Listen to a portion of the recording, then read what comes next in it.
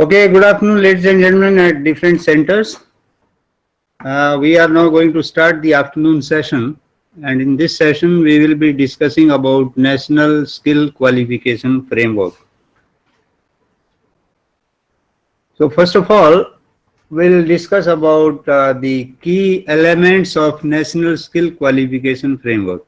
Can you please ask them whether they can read this slide over there? So in the beginning itself, first of all, we'll discuss about the key elements of National Skill Qualification Framework, and then we'll touch upon assessment of prior learning. We'll talk about National Skill Development Agency, National Skill Development Corporation, National Occupational Standards, qualification packs, then different challenges faced, and how is it National Skill Qualification Framework can be introduced at school level, then thereafter at polytechnic level, and also at the university level. So all these things are inbuilt in my presentation.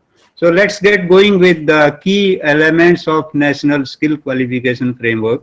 As you can see from this slide, one of the salient feature of National Skill Qualification Framework is the courses are going to have international equivalence. So all courses under National Skill Qualification Framework, they have either already been aligned or they are going to be aligned, and there would be international equivalence. Then promoting international mobility of skilled worker, the NSQF framework is going to facilitate promotion of workers internationally, and because the qualification are going to have international recognition, so anybody who is NSQF, who has undergone NSQF compliant program, so that qualification is going to be recognized, going to be honored within the country and also outside the country. Then next is the progressive pathways. So progressive pathways make clear what a person can do after acquiring a particular qualification. Earlier, when we used to talk about skill development program, particularly ITI kind of courses, so once a person had done ITI, thereafter there were no pathways available to that person for further academic advancement. But under NSQF, so the NSQF makes it very clear what a person can do after acquiring a particular qualification, where he can go for job, and if at all that person wants to get back to academic institution once again, at what level that person will manage entry. So it's all provided over there.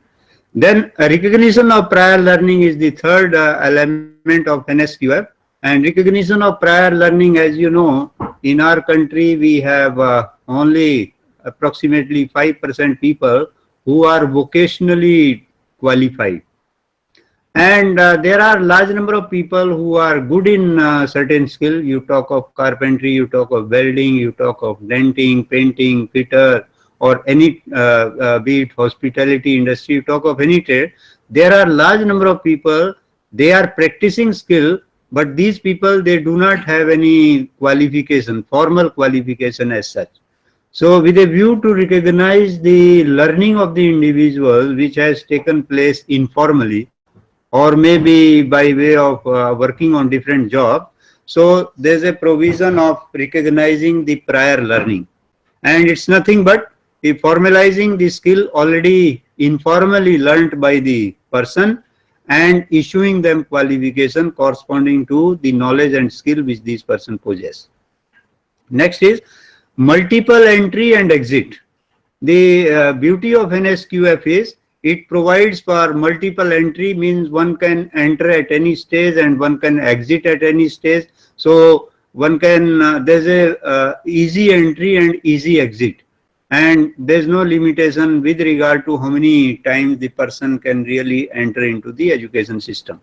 So as a person enters an academic institution which is implementing NSQF compliant, so person puts in some time, that gets converted into certain credits, and having accumulated some credit, if the person wants to go for work, so one can join a job, Having worked over there for a few years, if the person further feels like improving qualification, one can again come back to the same institution or any other institution anywhere in the country, and one can further earn more credits, and like that one can continue improving the qualification, and that's why we call it as a system which provides for easy entry and easy exit.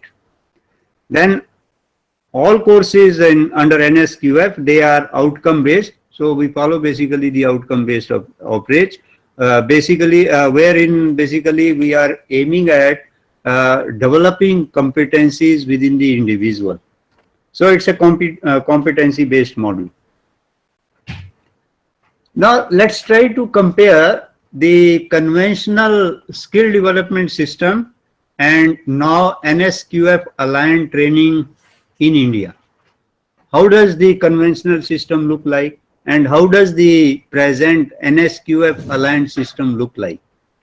So number one, the NSQF conventional skill development framework in our country, it was basically input based approach, and the present NSQF system is basically the output based. So earlier we were emphasizing more on what is it to be taught, whereas now we are basically aiming at finding out what competencies are we really going to develop amongst the individual. The ultimate outcome of learning and the age of learning.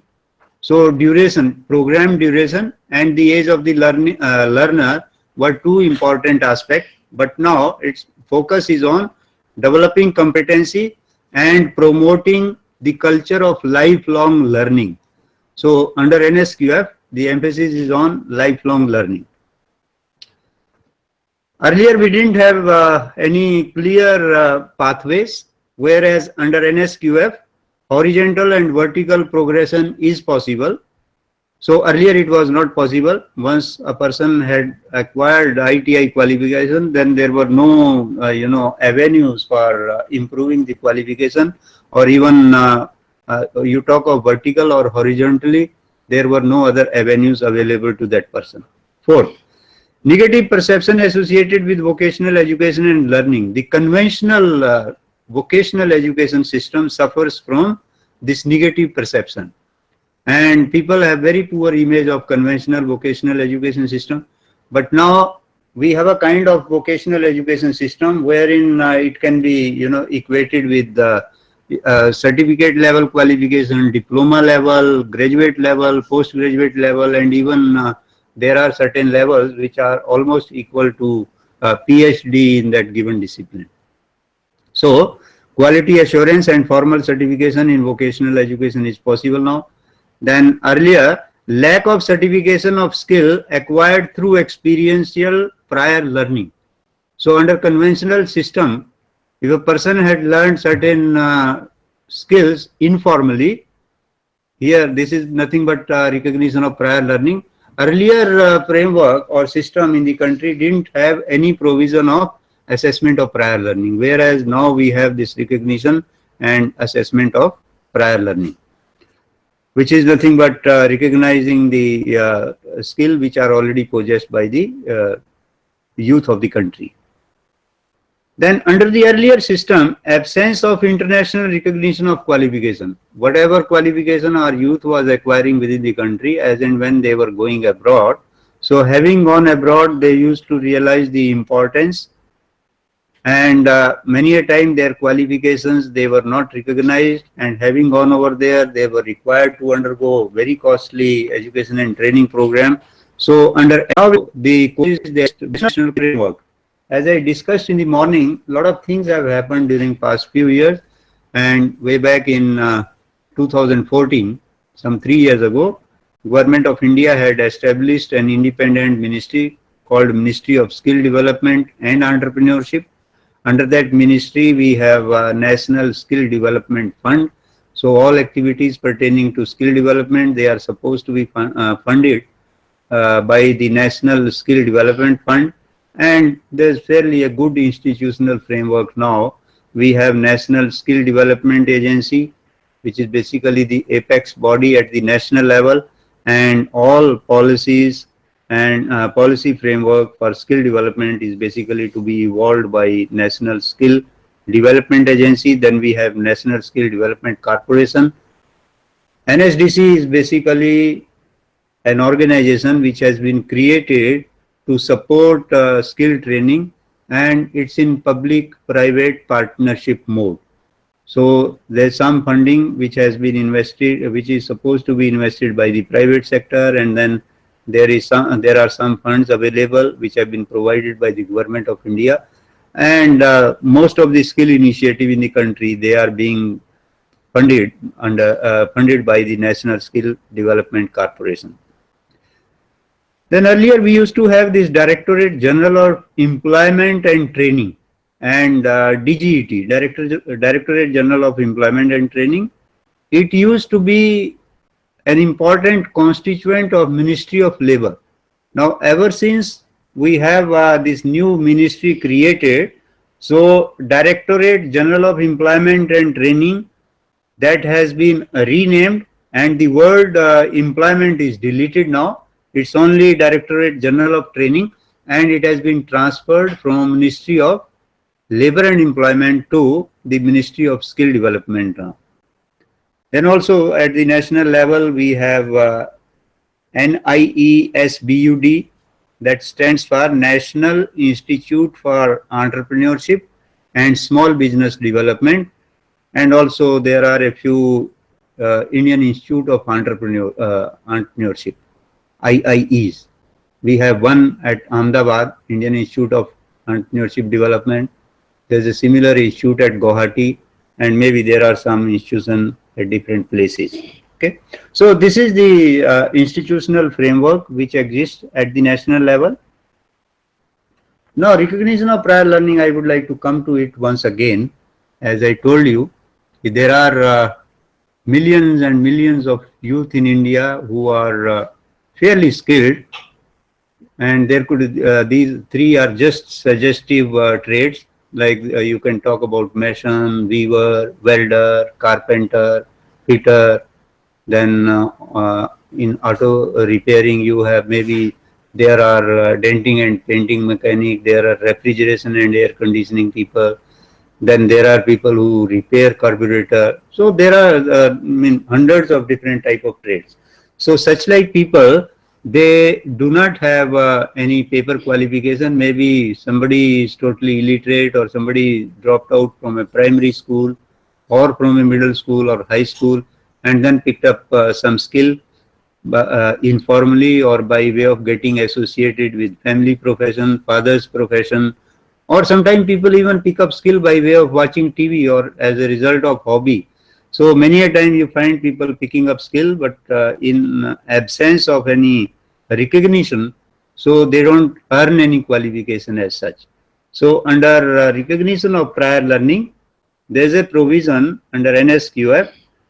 One can go for getting the already learned skills assessed. So one can be tested for learning outcomes. Okay, if you feel, maybe suppose I feel I am good in cooking and I don't have any qualification. So if I want, I can get my cooking skills certified under NSQF. So whatever skill I possess, so those skills are nothing but they are the learning outcome which I possess. So you go for test, and there could be two situations now. One, you undergo a test, and then all learning outcome as per the standard laid down by the government under NSQF and by the concerned sector skill council. So if all learning outcome are possessed by the applicant, so that person can straight away be issued a skill certificate. Okay, skill competency certificate. Alternatively, suppose a person goes for getting one's competencies tested as per laid down standard, and when one undergoes that kind of test, maybe certain skills are lacking. Like I was talking about, I want to go for getting my skills tested in cooking, but suppose there's something pertaining to South Indian cooking and I don't know ABC of that. So in that case, what would happen? The assessors are going to point out that these are the skills you lack, and for which if you want to get yourself really assessed and you want to earn a qualification, you have to undergo a bridge course. Okay, so the bridge course is prescribed. So one undergoes the bridge course, completes the deficiencies, and then again, having completed those deficiencies, again go for testing, and thereafter recognition of prior learning certificate that can be issued by the awarding body, and these awarding bodies would be the concerned sector skill councils. Okay. Under National Skill Qualification Framework, as in the morning I was talking about, maybe in days to come, you will have different kind of qualifications or different kind of skills to be learned. Okay.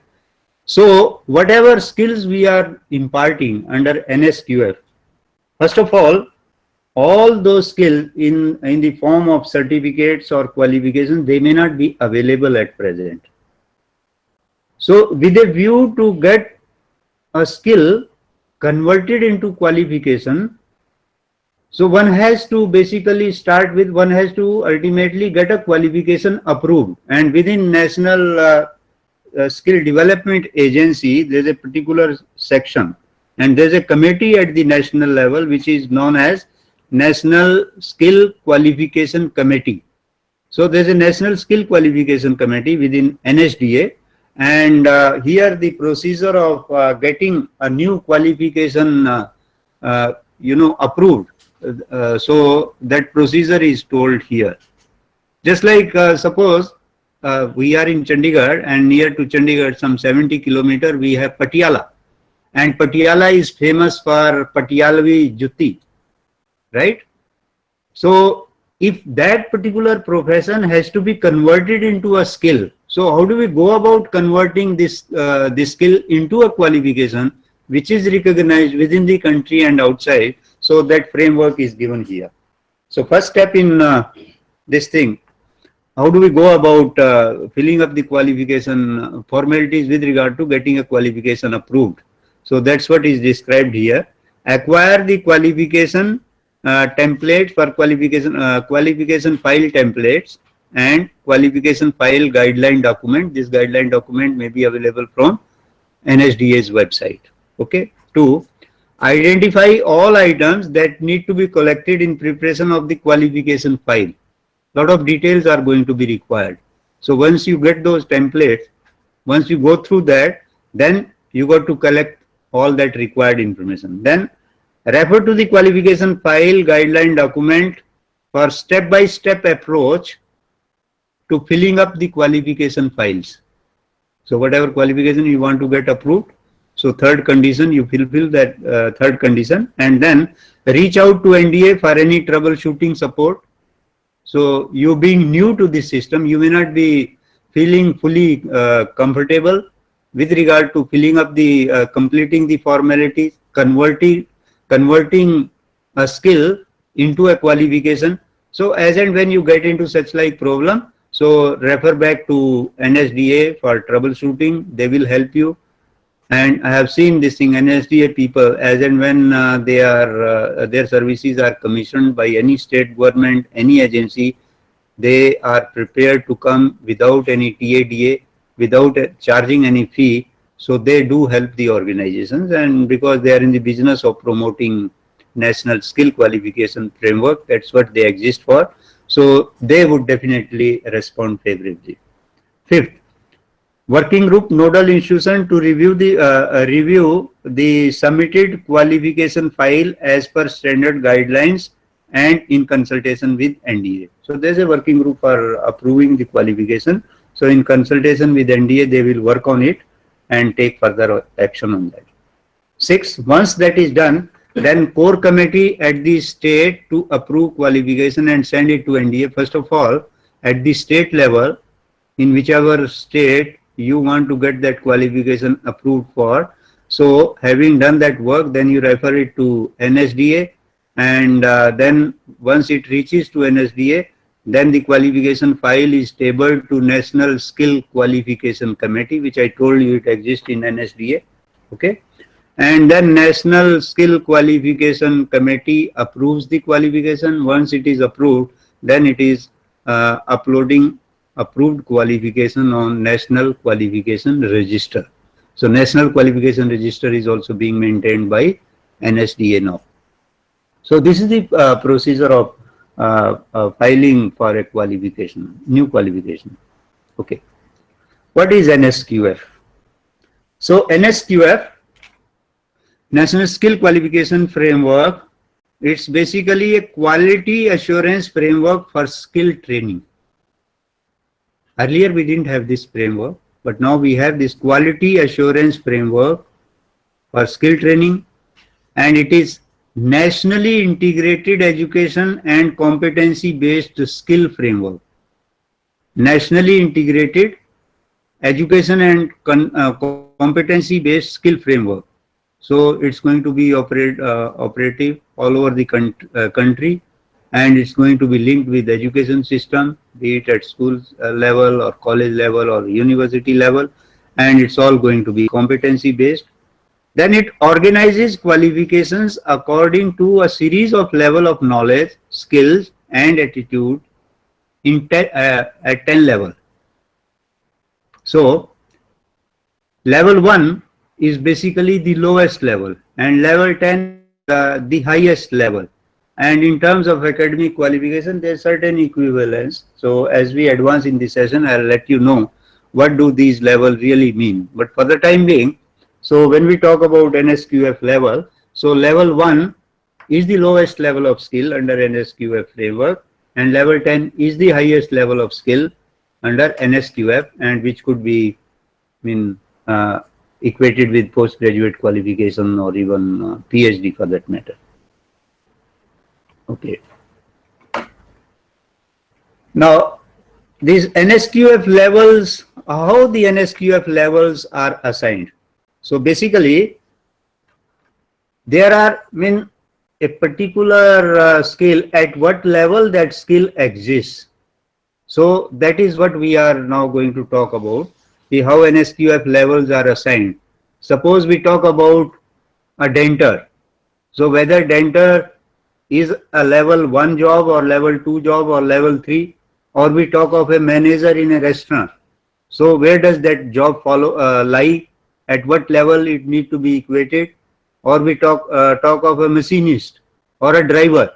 So there's a well laid down criteria for determining this thing, what level need to be assigned to a particular skill. So there are 5 level descriptors which are used in assigning national skill qualification level. So every job role has to be seen in light of these 5 level descriptors. There are 5 parameters used to assign a level. The 5 parameters are used to understand the task to be performed, knowledge and skills expected, and the responsibility of the job role. What sort of responsibility is assigned to a given job role? What sort of knowledge you need to possess? What sort of skills you need to possess? Okay. So all those things are going to be seen. The parameters are called the level descriptors. And these 5 level descriptors are, somehow this slide got disturbed to some extent. First of all, the process. Whatever work one does, skill one possesses. So what exactly is the process of doing that work? So process is a general summary of the other 4 domain corresponding to that level, which we are going to discuss now. The process mein other things which are important are professional knowledge. With regard to that process, one need to possess certain professional knowledge, and professional knowledge is nothing but what that person must know at that level. Like if a person is a carburetor repairer, so for repairing carburetor, what all basic knowledge this person must know, that's nothing but the professional knowledge of that particular trade. Then the other one is professional skill with regard to that particular job role. And professional skill is nothing but what the person should be able to do at that level. It's not only possessing the theoretical knowledge. So whatever knowledge one possesses, one should be in a position to make application of that knowledge. Okay, like maybe let's continue with the same example. I claim I know about cooking, and if somebody asks, I am in a position to narrate that these are the different steps involved in cooking. Okay, maybe I have crammed it and I can describe these steps, but can I really practice it also? Hmm? As they say what you do and do what you say. And if you can do that, then you are through. So the professional skill is nothing but what the person should be able to do at that level. As a practitioner, one should be in a position to demonstrate that, do it once and time and again. Okay, core skill. One has to possess certain core skill, and these core skills are nothing but refer to basic skills used to perform that particular given job. And finally, it comes to responsibility. The degree of supervision that needs to be exercised over the person while doing the job, on the degree of supervision that a person is capable of exercising over others.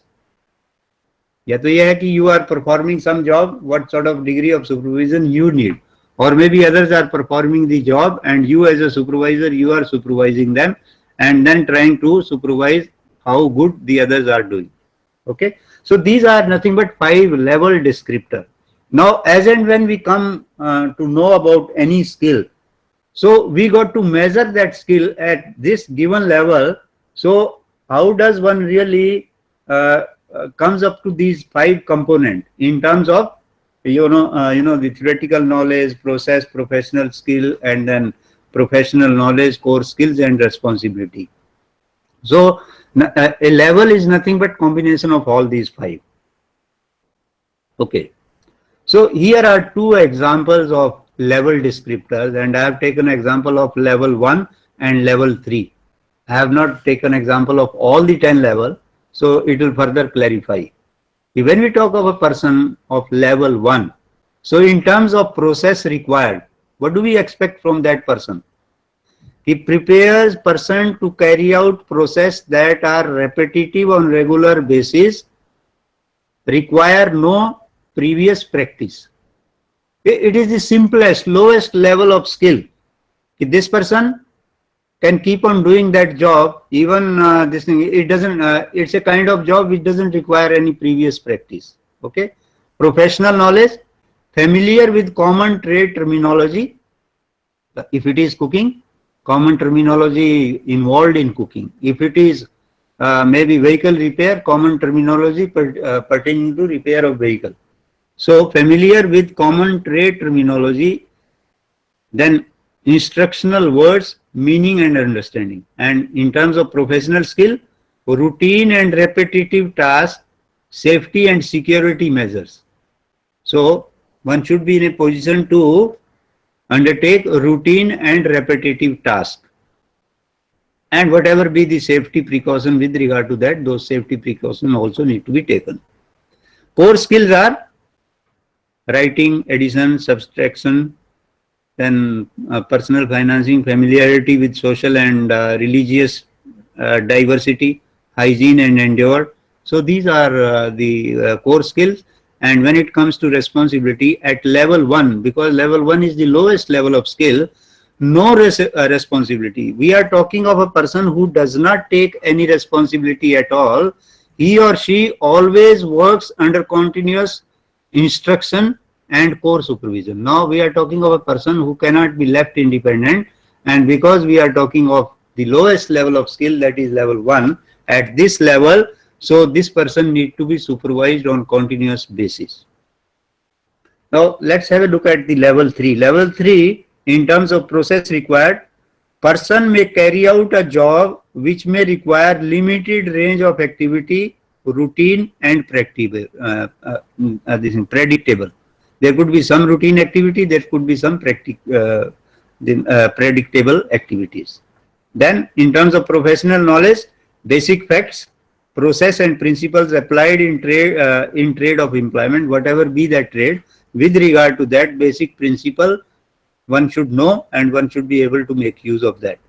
Then in terms of professional skill, recall and demonstrate practical skills It's not only knowing the theory, you have the knowledge, you can practice it also, and if given an opportunity or if you are asked for, you can also demonstrate to others. So demonstrate practical skills, routine and repetitive in narrow range of application. And core skills would be communication, written and oral, with minimum required clarity, skills of basic arithmetic and algebraic principle, personal banking, basic understanding of social and natural environment. In terms of responsibility, a person who works at level 3 of NSQF level, this person works under close supervision, some responsibility for own work within defined within the defined limit. When we are talking of level 3 of NSQF, we are talking of a person who is capable of working under close supervision, but we are expecting that person, to some extent, this person should start assuming responsibility with regard to one's own work. So these are the level descriptor, and you'll find when we go from level 3 to 4, 5, 6, or when we talk of the highest level of skill, so it's going to be quite a complex, and this in complexity keeps on increasing. Okay. Now let's try to see how NSQF levels are interpreted, or what do these different levels really mean. So level 1, we are talking of a person with no skill, educated, or he or she could be educated or unemployed. So you can say it's a sort of unskilled labor we are talking about. Level 2 is equated with skill with some experience. One is skilled a bit and one also has a little bit of experience. Level 3 is nothing but we call that person, or he or she can be termed as the semi-skilled worker, semi-skilled person. And level 4 is equated with skilled person. Level 5 is equated with supervisory skill, supervisor or skilled person. Level 6 is supervisor. Again, there would be more responsibility in comparison to level 5. So level 6 is equated with supervisor, and because many a time we talk about polytechnic system of education. Polytechnic system of education is basically 3 years of training after matriculation, and ITIs usually would be 8+2 or 8+1, 10+1 or 2 years. That's the kind of skills we have. So when we talk about polytechnic system, which is 10+3 years, 13 years of education. So polytechnics basically prepare people for supervisory job, and that supervisory job is nothing but equal to level 5. So when we talk of NSQF level 5, so we are basically talking about a person who would be capable of supervising certain skills. And level 6, supervisor's supervisor is somewhat higher than supervisory skill. And level 7 is nothing but manager of a supervisor. Level 8 is junior management. Level 9 is equated with middle level management, and level 10 is nothing but senior level management. And you know the kind of people who occupy senior level positions or middle level management position or junior level management position. So when we talk of level 8, 9 and 10, they are all at least graduate or maybe even postgraduate qualifications. So in terms of education, if we talk about, in fact, Government of India wants this national skill qualification framework to be implemented right from class 9. And in fact, the level 1 of NSQF is to be integrated in 9th standard, level 2 in 10th standard, level 3 is supposed to be integrated in 11th year of schooling, that is 10+1, and level 4 is to be integrated in 12th standard, which is 10+2. Thereafter, if a student goes to college, so we have this 10+3 system, 10+2+3 system of awarding degree. So having picked up 4 level of NSQF in school education system under 10+2 system, so thereafter when one gets into graduation course, so one would have the benefit of studying level 5, 6 and 7, that's first year, second year and third year of graduation. And with level 7 one completes the graduation degree, and thereafter level 8 and 9 can be picked up during first year and second year of 2-year postgraduate course, and level 10 is nothing but equated with even PhD degree in that given discipline. Okay. Now, what actually is the relevance of national skill qualification? And when we talk of relevance, then there are different stakeholders. One of the serious stakeholder is the trainee itself. Okay. So, what are the benefits to the trainee first of all? First of all, it's a formal recognition of skill or competencies possessed by a person. Then access to career opportunities within and across the sector, within a given sector or even across the sector, one can always move. The third relevance to the trainee stakeholder is opportunities for wage premium for the formally skilled. Like if you have some skill or even assessment of prior learning, one has acquired some skill. So then you have a legitimate right to exploit a given opportunity pertaining to that particular skill. Then opportunity for mobility from vocational to general education and vice versa. As I told you, NSQF framework provides for vertical and also the horizontal mobility. Now, this provides an opportunity if you want to broad base yourself and you want to acquire yet another qualification pertaining to some different field. So under NSQF framework, that's possible. So that provides horizontal mobility, and if you want to go deep into within that discipline, then vertical mobility is possible. Then mobility opportunity within India and international. With NSQF aligned qualification, so one can work within the country and one can also work outside the country in any developing or developed country. Now the second stakeholder with regard to NSQF is our employer. When we talk of employer, so from employer's point of view, they will have access to standardized and globally equivalent skills. So the qualification under NSQF, what we are talking about, these qualifications are going to be nationally and internationally recognized. So they will have the benefit of access to standardized and globally equivalent skills. Then improved labor productivity. Naturally, if you have highly skilled manpower, so skilled people tend to make better use of technology, and better use of technology would result in higher productivity.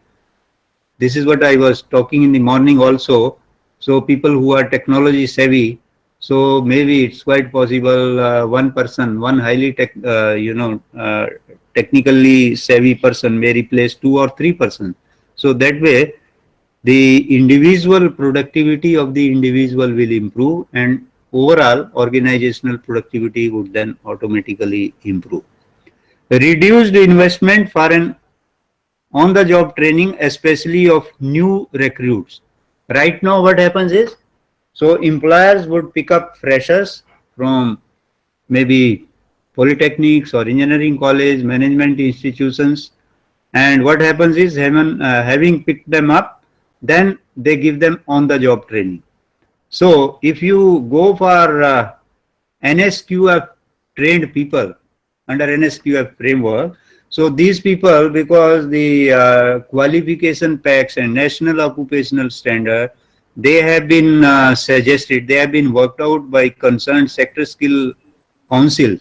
And sector skill councils are nothing but they'll have representatives from large scale organization, medium scale, small scale.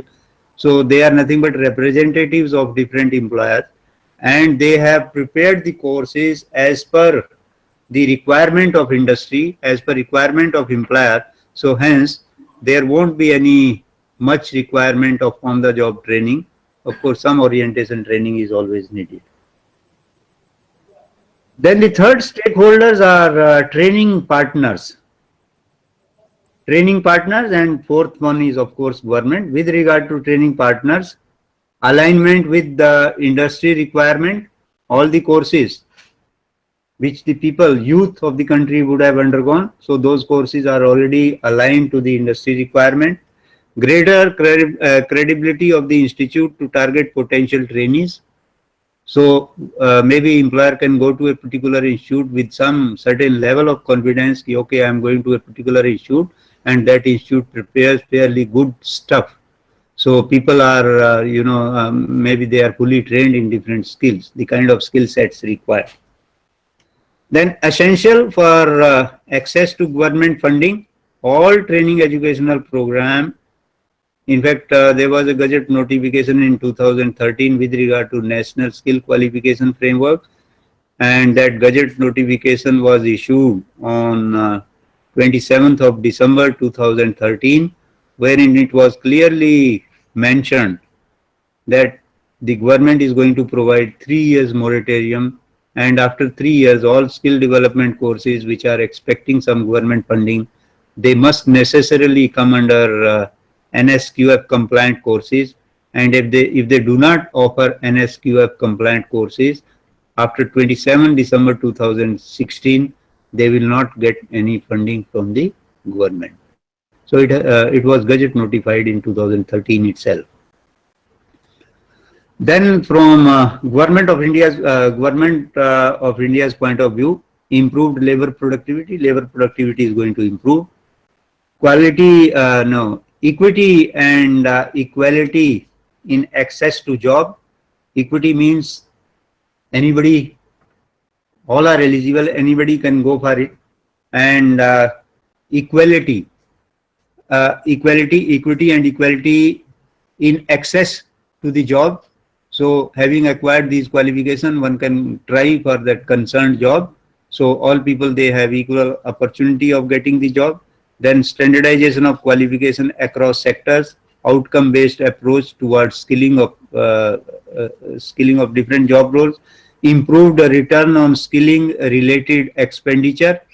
Earlier, what was happening, the government was spending a lot of money, but many a time, having spent money, so trainings were not really leading to much of employment, but now government expect at least certain amount of people, at least to the extent of 50-60% or so, immediately after undergoing the training, they should be capable of getting job. And if they won't get job, then naturally government would stop funding of such training program. Then last one is incumbent to the success of the government of India's initiative, Skilling India or Make in India. It's definitely going to help the country in this thing, Skilling India and Make in India movement.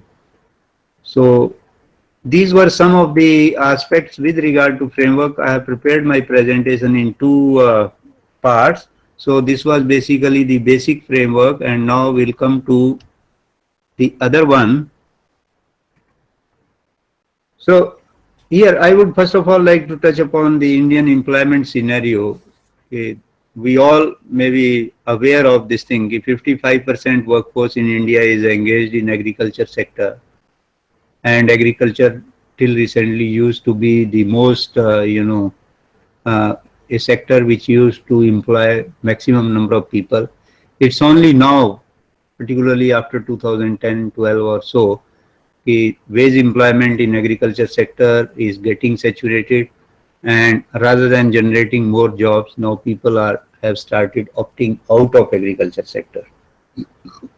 So if we talk of, say, let's assume hypothetically speaking, if there are 100 people working in India, so 55% of them, they would be found working in agriculture sector, 28% of them, they would be found working in maybe service sector, and remaining 17%, they are engaged by the industry, or what we call it as the factory sector, manufacturing sector.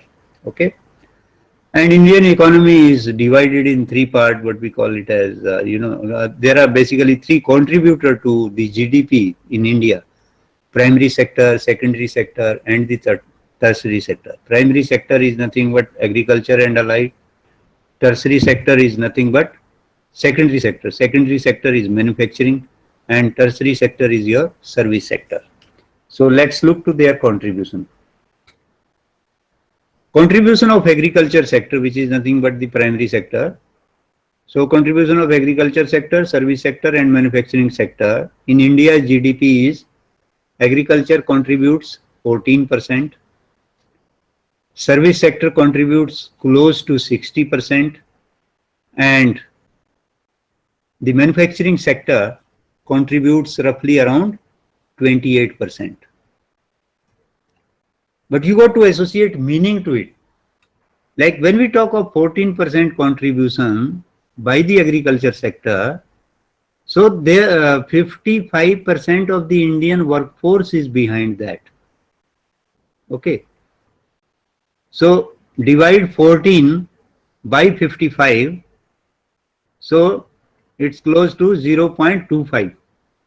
On the other hand, the 60% revenue or 60% GDP is contributed by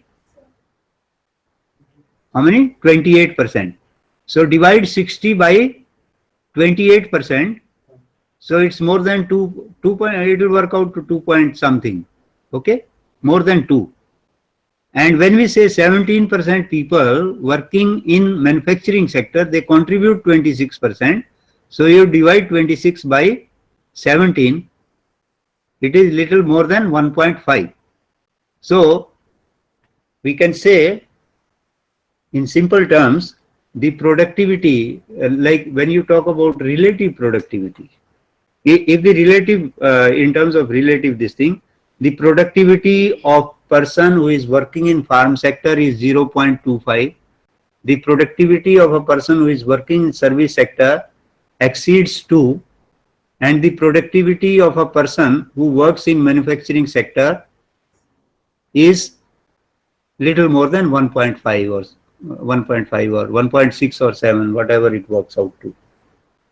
And when you try to give meaning to it, you would then understand why is it we are trapped in a situation in India where poor are becoming poorer and rich are becoming richer. Here lies the problem. You see, people who are by and large living in rural areas and engaged in agriculture activity and all, so they all suffer from very acute, meager productivity. And people who are living in urban areas, most of them, they have access either to service sector or maybe to manufacturing sector. They enjoy much better productivity. Hence, as a result of that, the poor are becoming poorer and the richer are becoming richer. Okay. So that's why they say it's a rural urban divide or India and Bharat divide. Okay. That kind of situation is happening. But this kind of growth is not good for any country. And if it keeps on happening on continuous basis, maybe there would be a flashing point where people who suffer from lower productivity, so they would bounce back and they will claim their rightful this thing. Why is it after all we are also working hard? Why is it we are getting so little? And people working in factories and all, so they are getting too much of salaries and all. Okay. So this kind of pattern, if it continues for all times to come, one day or the other, it will definitely create some social commotion in the society. And there could be very, very serious repercussions. That is why the government of India wants there should be a balanced growth, and so far as possible, we should try to bridge this gap between high productivity and lower productivity. And its skill can play a very important role in that. If skill in our country, if skill can start commanding premium, then you will find many people who suffer from lower productivity, they can definitely be shifted to higher productivity. 1. 2. So at the present rate of urbanization, 46% population. So this was estimated a few years ago before the present government came in power. So it was expected by the year 2030, 46% of Indian population, which would be close to 634 million, they'll be living in urban areas. But the present government has announced, smart city concept, and maybe the target of 46% gets achieved even before 2030. And you know, when more people live in cities, you have different type of requirement, different type of skill sets, and different type of jobs available over there. And you would notice all those developed countries, they would have a very, very high percentage of population living in cities. Like if you talk of America, almost 92% people, they live in cities. Talk of other developed countries, you'll find percentage of people who are living in city, or a rate of urbanization is very, very high in developed countries. And I personally believe in our country also, you know, when we talk of development, all those things which have happened in Western world, they are bound to happen in India, only it's a matter of time. It may take us a little long time, but those things would happen. Something which we have seen happening in Europe, happening in America, Singapore, or happening in Australia. So those things are bound to happen in India as well. So in nutshell, we can say Indian economy is marred with low level of productivity, low level of employment, and low level of income. So it's true of our country. So keeping in view this employment scenario, Government of India tried to understand what sort of manpower are we going to need in days to come. And it was in year 2009, 2010 or so. At that time, the government wanted to know what sort of manpower are we going to need. And that was the time when work was going on evolving national skill qualification framework. So at that time, the assessment was that in days to come, India is going to require 4 different type of manpower. First one was a rust collar workforce, and this rust collar workforce is nothing but, in fact, maximum number of working class people, they are going to fall under this category. Rust collar workforce, basically they are least educated people, by and large engaged in manual labor, not having any access to social securities, and they are not having access to provident fund, ESI, or other you know, that kind of benefits, and they are usually paid on daily basis. So no holidays, no maternity leave benefit, no provident fund or retirement benefits as such.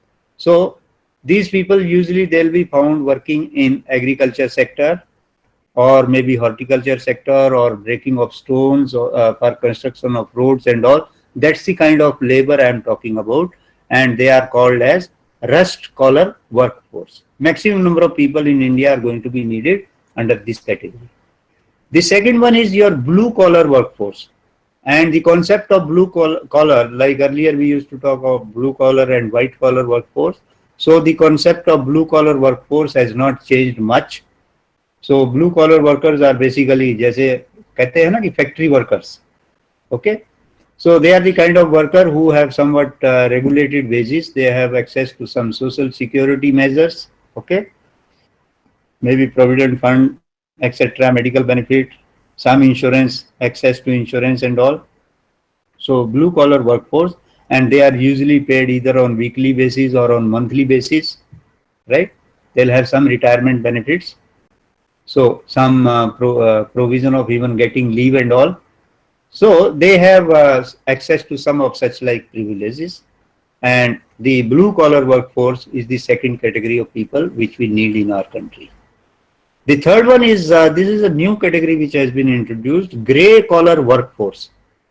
Grey collar workforce are basically, you know, kind of people who are reasonably well educated, well in education, capable of taking their own decision, and they are capable of making use of modern information and communication technology. They are found working in offices, making their own decision, involved in problem solving and all.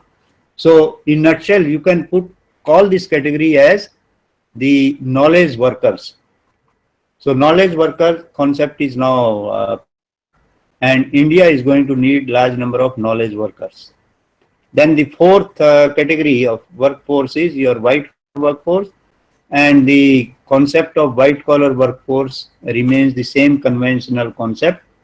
Under white collar, we have people like engineers, doctors, architects, advocates, teachers, then office supervisors, then bureaucrats, okay, managers.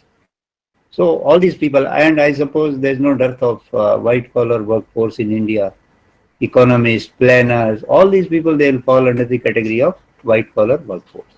So keeping in view these four categories of workforce, Government of India wanted to plan national skill qualification framework. It was in 2010-11. In fact, All India Council of Technical Education, which happens to be an apex body for making and maintaining the norms for technical education in the country, had framed a National Vocational Education Qualification Framework, NVEQF, during 2011. Okay, and this framework was basically for polytechnics and engineering colleges. Okay. The framework aimed at linking school, vocational and university education qualification into one national system. There should be only one national system which should link school, polytechnic, engineering college and university education. During December 2013, National Vocational Education Qualification Framework evolved by All India Council of Technical Education and NVQF. In fact, when Ministry of HRD way back in 2011 announced NVEQF in 2011, Ministry of Labour and Employment, they announced National Vocational Qualification Framework. Okay, so there were two frameworks announced, and because Ministry of Labour and Employment always felt that perhaps so far as anything to do with skill is concerned, that is the domain of Ministry of Labour and Employment. But Ministry of HRD also felt we are in education in a big way, and it is our prerogative to come out with nationally recognized vocational education framework. So hence, both the ministry, they announced their respective skill framework, one known as NVEQF and the other one known as NVQF.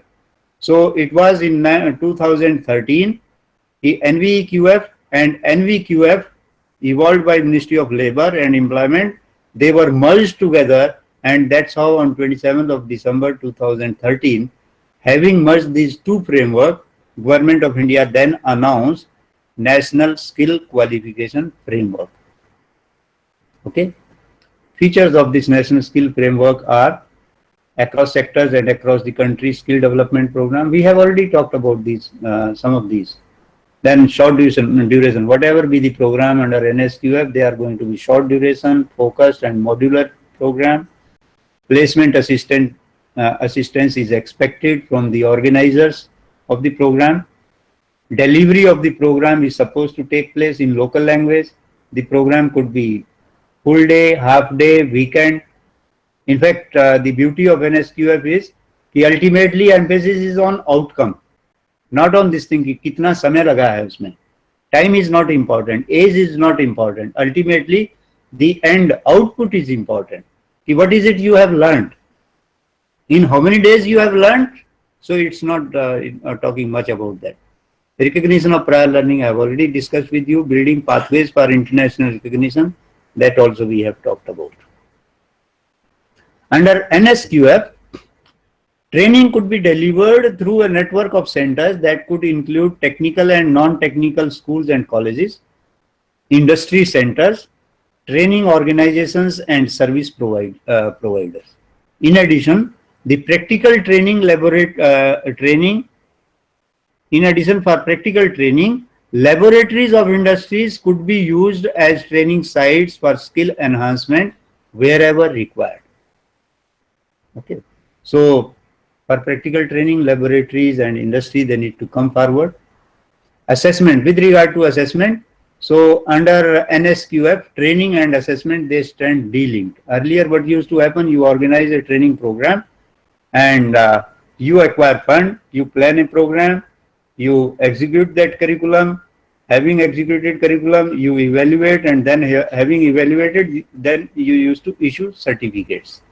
Okay, but under NSQF, so training and assessment, they are considered to be two independent functions, and one agency will train people, another agency will do the assessment part of it. So when you know I am only meant for training and assessment is going to be done by some other person, so naturally you become little more serious about the training. So this, it makes a lot of difference. Just like when you know ki, whether there's an internal paper setter or external paper setter, you know the kind of attitude people have. So same is true of this thing.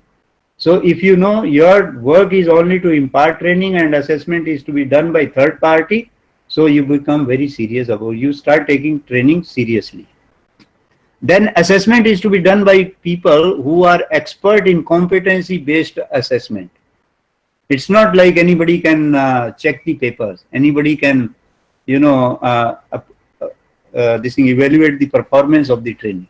So only people who are expert in competency based assessment, so they can judge the candidate, they will evaluate the performance.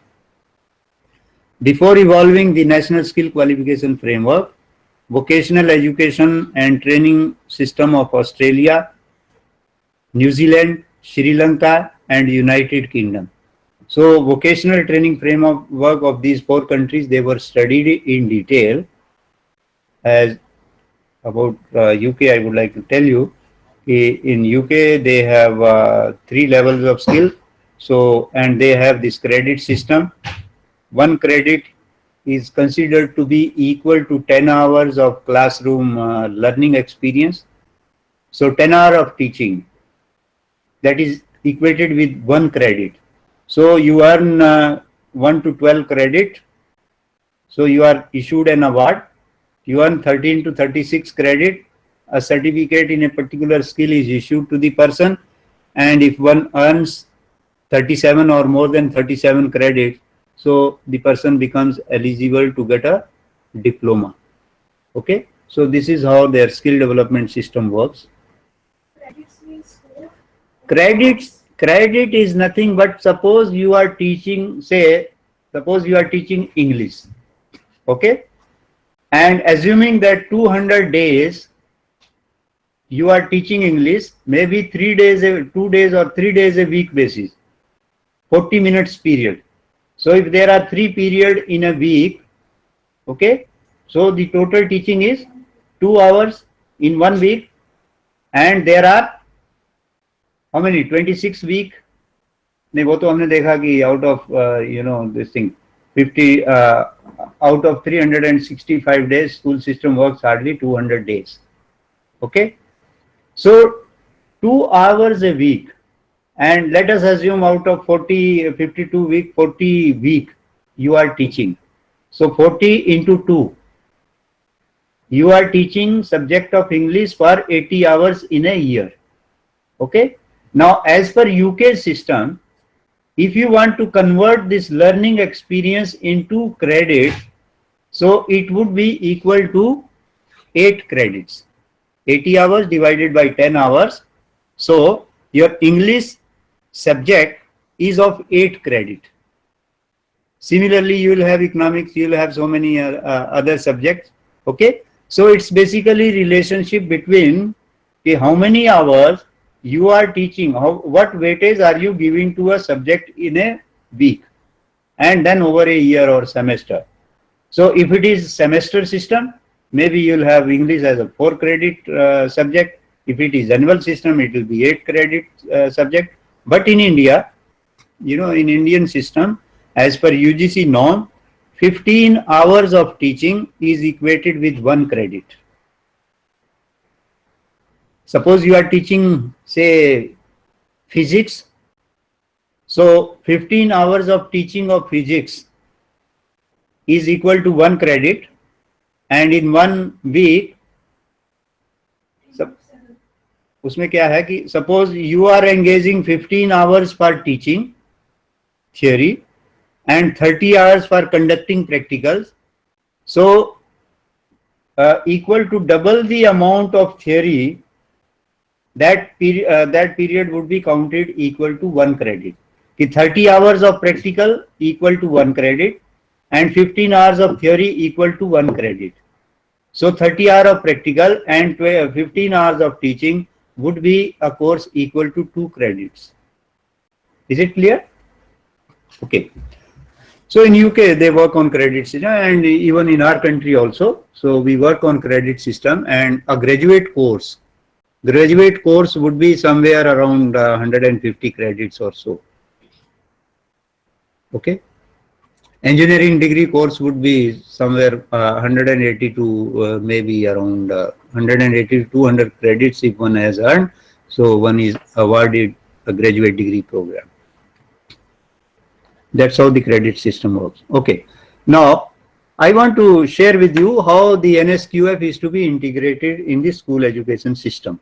As I have already told you, level 1 is the lowest level and level 10 is the highest. And right now we are talking up to graduation level. Then level 8, 9 and 10 we are not talking about. So when we talk about level 1, here I am considering case 1 and case 2. So you'll find under case 1 we are thinking of those students who want to do their matriculation, and after matriculation they want to go for diploma, 3-year diploma program. Under case 2 we'll talk about those people who want to do 10, thereafter 10 plus 2 and thereafter university degree.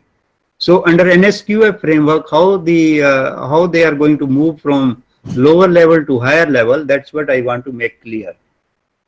So level 1, that's nothing but secondary school ninth standard we are talking about, and there's no difference so far as case 1 and case 2 is concerned.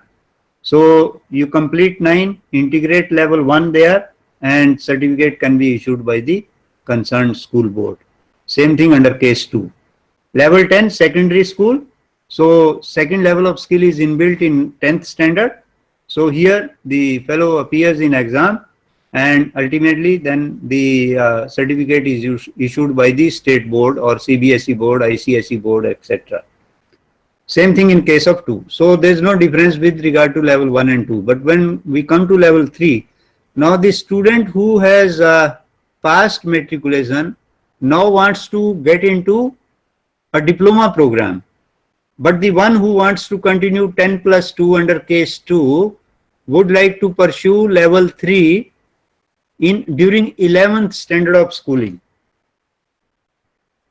Okay, so having done 11th, then the person gets into 10 plus 2, and there if one is following this vocational stream, so level 4 is going to be inbuilt in 12th standard of schooling. Then the one who wants to go for diploma, 3-year diploma under case 1, here you will find 3/5 I have written. So the one who wants to opt for diploma after matriculation, because this person has already done level 1 and level 2 during 9th and 10th standard. So now this person should go for level 3. So that means person getting into polytechnic first year will have the benefit of undergoing level 3 of NSQF, and the person pursuing vocational degree having done 10 plus 2, now the person goes and joins a college wherein vocational courses are available. So this person will get into 5th level of skill. Then next year when both these persons they get promoted, so person in diploma stream will have the benefit of attending level 4, and the person in university or in college will have the benefit of attending level 6 of skill. And level 5 is integrated in 3rd and final year of engineering, and level 7 of NSQF, that is inbuilt in university final year of the 3-year program. So like that, if you want to continue with level 8 and 9, 8 and 9 are going to be inbuilt in MA previous and then thereafter MA final year, and level 10 is equated with PhD. So because reaching from level 1 to level 7 itself is going to take 7 years, so right now we are confining ourselves to level 7, and we'll talk about level 9 and 10 later. Okay. So just in simple terms, This is how the NSQF aligned education system would look like. When we are talking about school level, so level 1, 2, 3 and 4, they are inbuilt in class 9, 10, 11 and 12.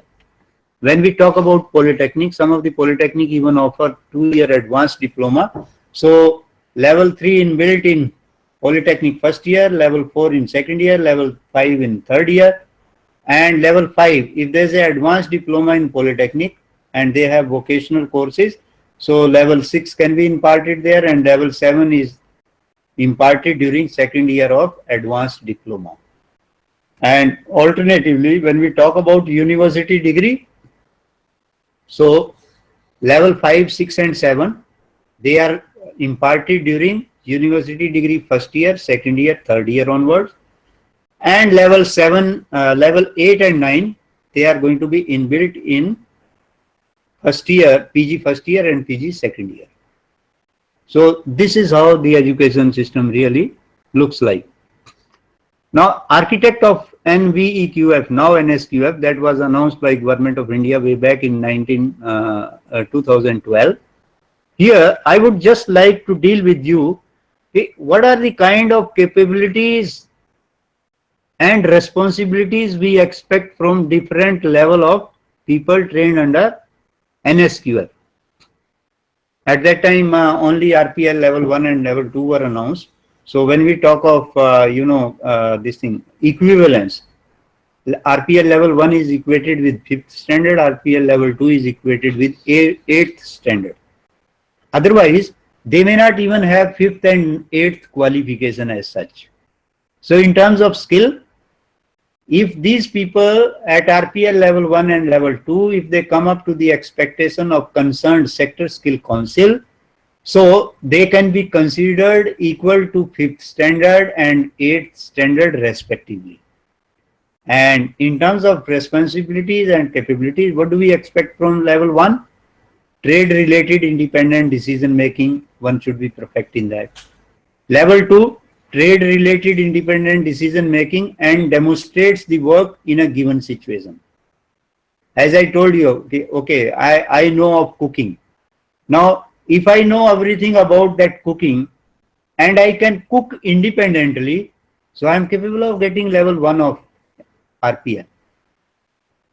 If I am capable of cooking and if somebody asks me to demonstrate, so I am capable of getting level 2 of cooking, okay, under RPL, and that would be considered equal to level 2. That means a housewife who knows everything about cooking, if she gets herself assessed, so she would be at least equal to level 2. This is what it means. Now coming to NSQF level, level 1 is workers level. Level 1 and 2, in fact, they are both workers level, equated with 9th and 10th standard. And level 1 worker, who is a least skilled worker, in terms of capability and responsibility, what do we expect from that person? Always works under continuous instruction and close supervision. Level 2 works under continuous instruction and supervision, slightly enrichment as compared to level 1. The word always has been deleted now. The difference between level 1 and level 2 in terms of competency and capability is, see, under a worker of level 1 was always working under continuous instruction. Whereas under level 2, the word always is deleted now. It's only work under continuous instruction and close supervision. At level 3, which is a semi-skilled workers level, equated with diploma first year or 11th standard, works under close supervision, but the responsibilities have been further enriched. Limited responsibility for own work. कि आप जो काम कर रहे हैं, आप खुद उसके जिम्मेदार हैं. So this limited responsibility has been assigned to that person. At level 4, which is considered equal to skilled worker, and in terms of academics, it's equated with 12th standard or second year of diploma. Here the person is now responsible for own work and learning. The person has now gone beyond the limited responsibility, responsible for own work and learning. For one's own advancement, now the person is responsible. And level 5, which is supervisory, equal to diploma or degree first year. So here, responsible for own work and learning, and limited responsibility for others' work and others' learning. See the way responsibilities are being incorporated.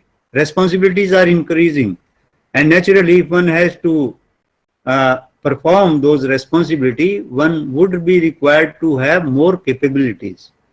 So both capabilities and responsibilities are getting enriched.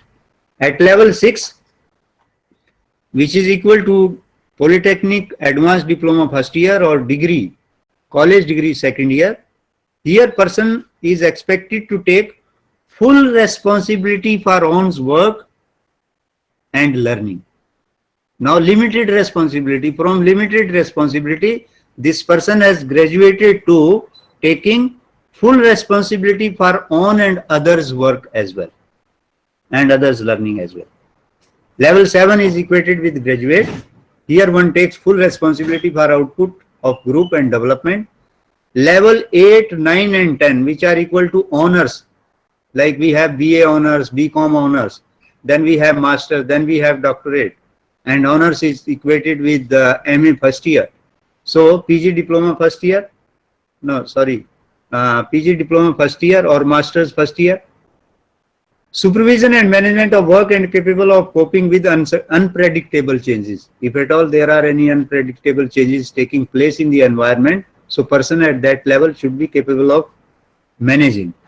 And at level 9, decision making in complex technical activities involving unpredictable work situations. And at level 10, which is equated with doctorate level or PhD level, so here strategic decision making under unpredictable complex situation that gets involved. Here giving you simple example, like we were talking about say this thing, hospitality industry. You remember 2012 that Nirbhaya this thing, gang rape case took place in Delhi. Okay, that happened on 25th or 26th of December. And usually on 31st of December, all hotel, they will have a lot of grand gala parties and lot of clients and lot of, varieties are cooked, for which preparation starts taking place well in advance. So this unfortunate incident took place on 25th of December. Hotels were preparing for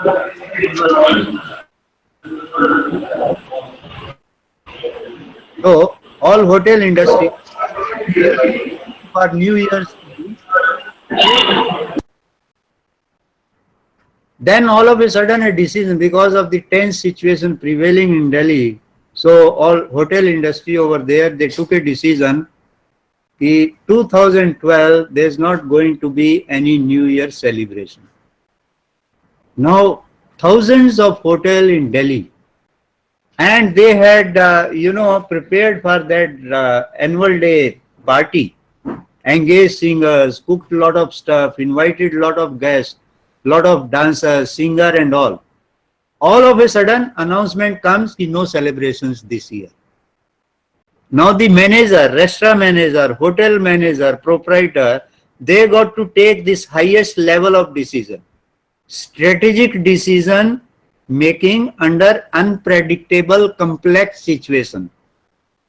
I am trying to relate it with this thing. I am trying to clarify this thing so that you can internalize what exactly this strategic decision making under conditions of uncertainty really means. Now, total uncertainty, nobody knew about that, and now you can't make a profit, but at least you got to think, as an owner of a business, you got to think of at least minimizing your losses.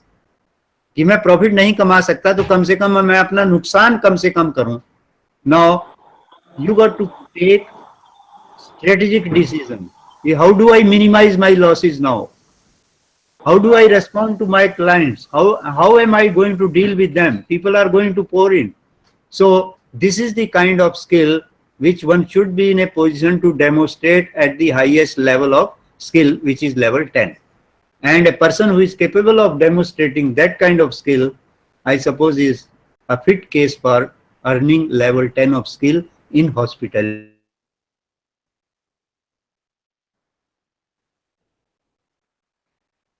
talk about different levels, then how the time is going to be, given.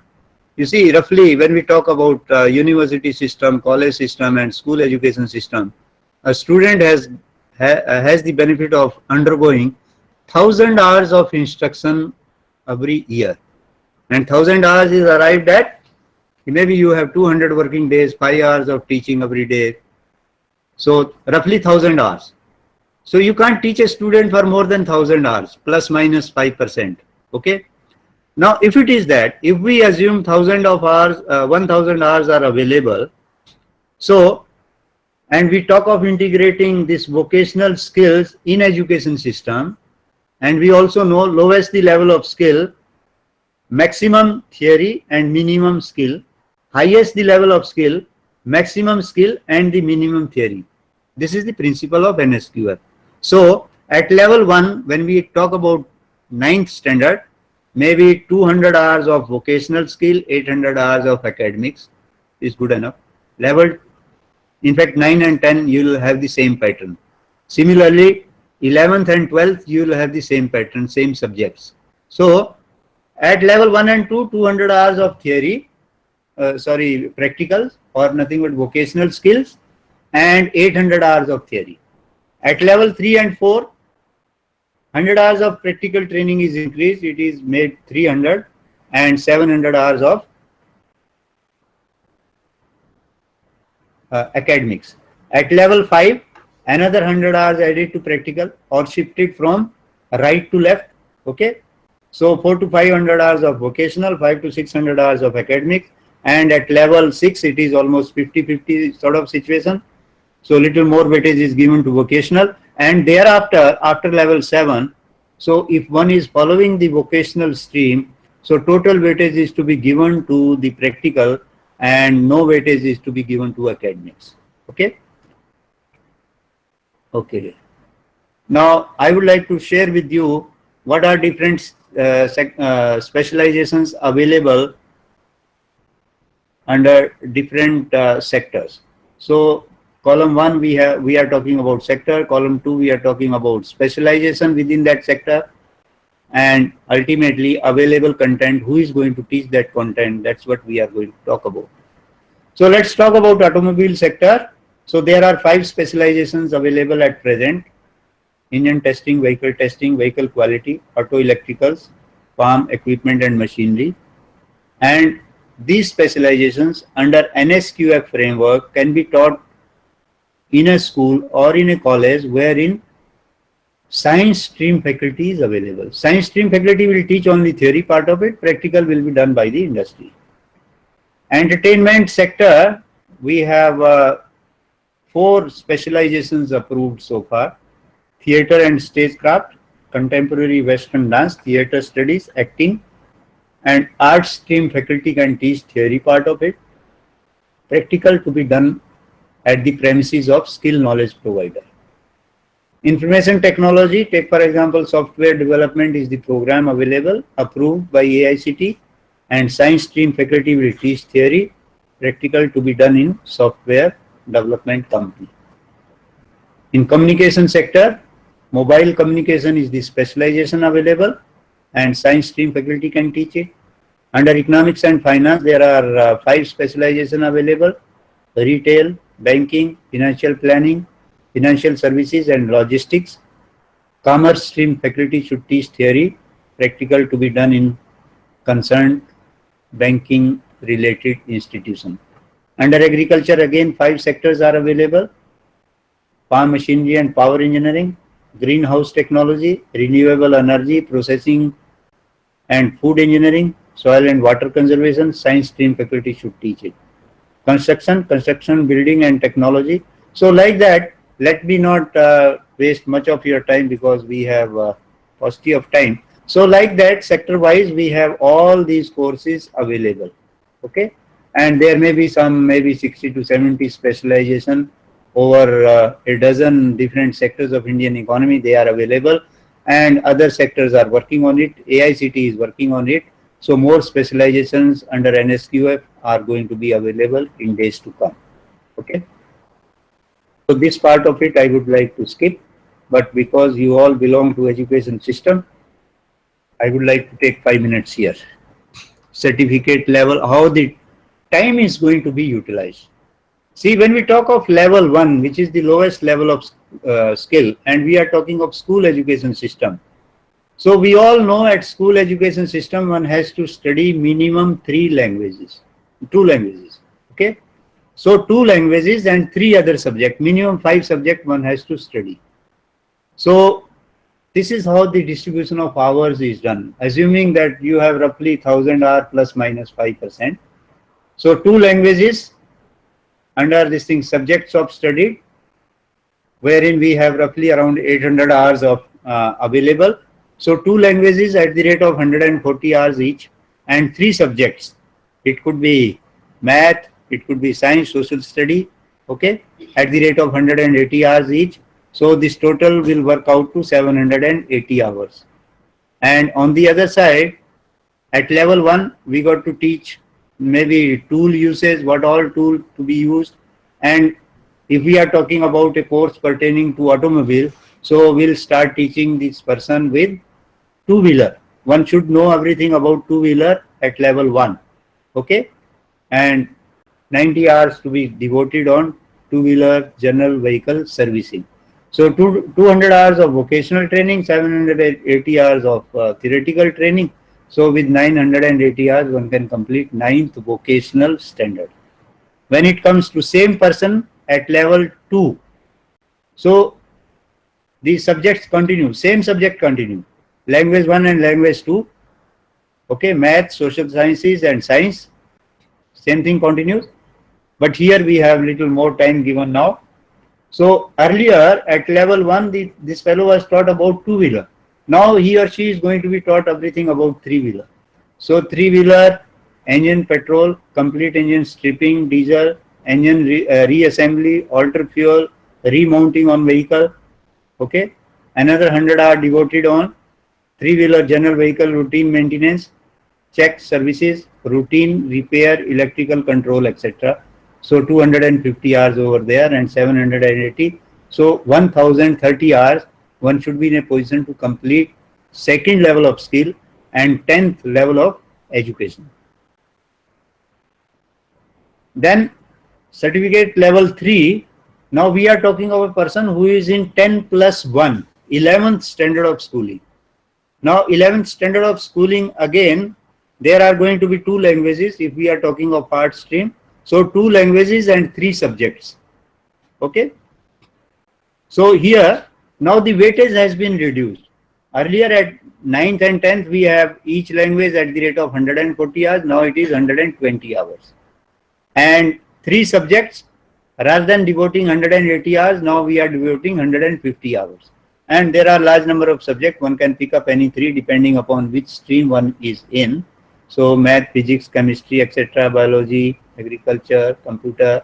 So this list is given over here.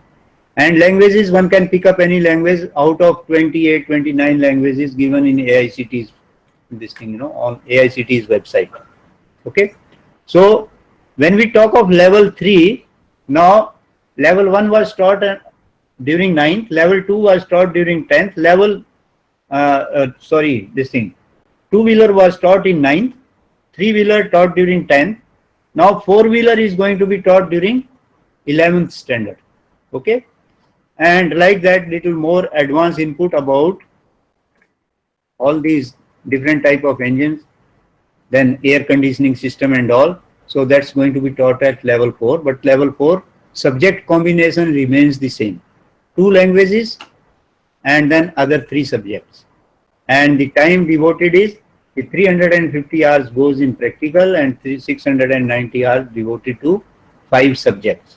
So like that one passes vocational 10 plus 2, and having passed vocational 10 plus 2, okay, thereafter one can go to level 5, level 6, level 7 and all.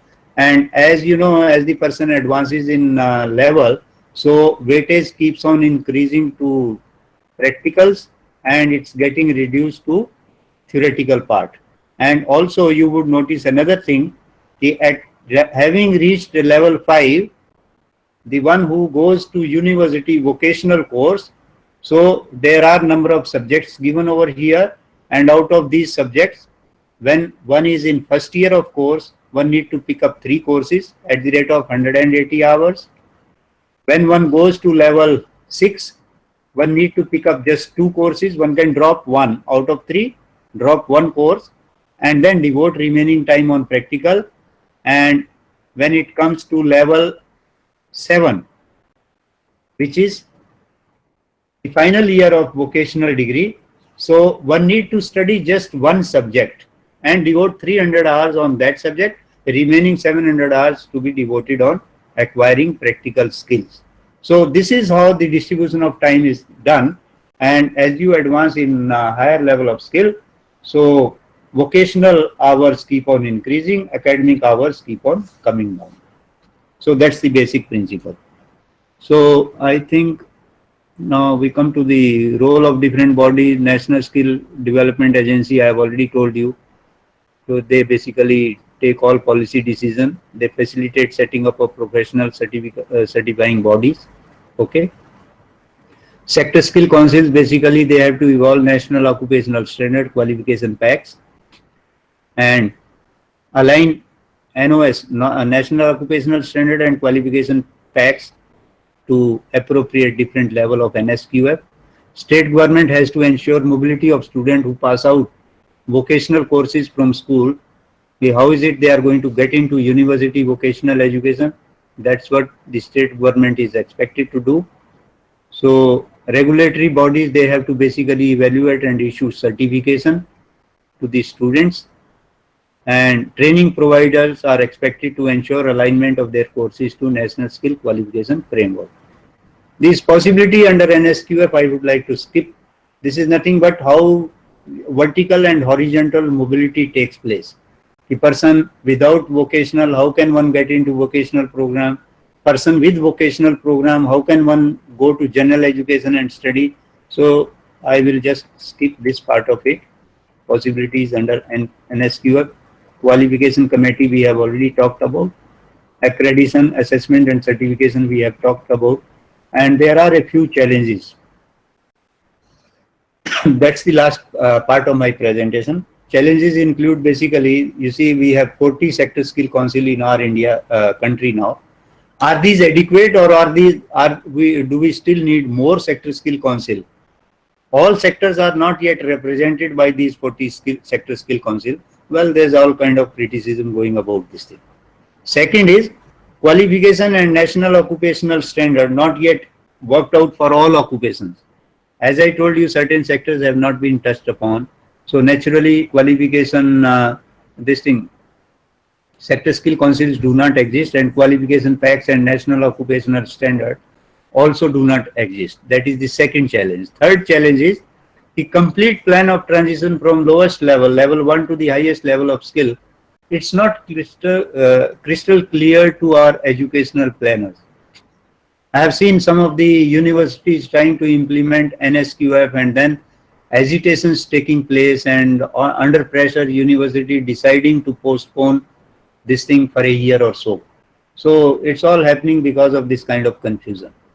Then pathways for changeover from one stream to another. How is it they are going to change? Not very clear to the implementer. Bridge course is not yet made available for many of the stream. For some stream it is available. And no vocational education and training university. In fact, when country thought of getting into NVQF, so there was a decision taken at the national level that National University for Vocational Education will be set up, which will have its center in different states. But till now, the national university has not come up. Of course, some of the states, they have set up skill universities in their respective states. And if you go through today's newspaper, there's a news item in Tribune.